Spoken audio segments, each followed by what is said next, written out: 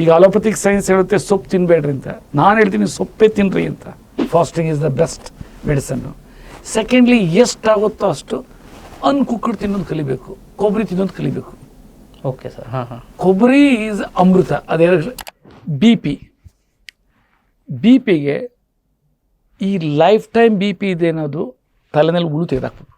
ರಾಗಿ ಸಿರಿಧಾನ್ಯ ತಿಂದರೆ ಹೋಗ್ತದೆ ಅನ್ನೋದು ತಪ್ಪು ಕಲ್ಪನೆ. ರಾಗಿಯೂ ಅಷ್ಟೇ, ಸಿರಿಧಾನ್ಯನೂ ಅಷ್ಟೇ. 70% ಶುಗರ್ಸ್ ಇರ್ತದೆ. ಇಟ್ ನೆವರ್ ಕೊಲೆಸ್ಟ್ರಾಲ್ ಟ್ಯಾಬ್ಲೆಟು ಮತ್ತು blood thinners, gastric tablets. It is very harmful to the kidney and gut system and ಲಿವರ್ಗೆ.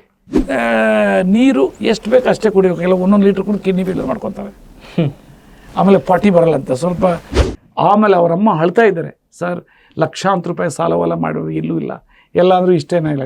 That too when the body is having diabetes, surgical intervention is also very dangerous.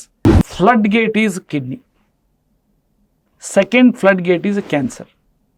ಆಮೇಲೆ ಕ್ಯಾನ್ಸರಲ್ಲಿ otherwise any diseases if they come, ಆ ಡಿಸೀಸ್ನ define ಮಾಡಿಲ್ಲ ಅಂದ್ರೂ ಒಂದು standardise define ಮಾಡಿಬಿಟ್ಟಿದ್ದೀನಿ ಪ್ರೋಟೋಕಾಲ್ನ.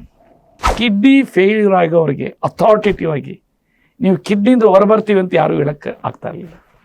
ಈಗ ಒಬ್ಬರಿಗೆ ಪ್ಲಾಸಿಬೋ ಕೊಟ್ಟು ಇನ್ನೊಬ್ಬರಿಗೆ ನೀವು ಔಷಧಿ ಕೊಟ್ಟರೆ, ವಾಟರ್ ಕೊಟ್ಟರು ಸತ್ತೋಗ್ತಾರೆ. I may be the first person in the history of in Ayurveda that I have defined the treatment protocols to each and every diseases. Nobody has done it yet. Dr. Raju, you are a public asset. I tell you, I dare say that you are a public asset.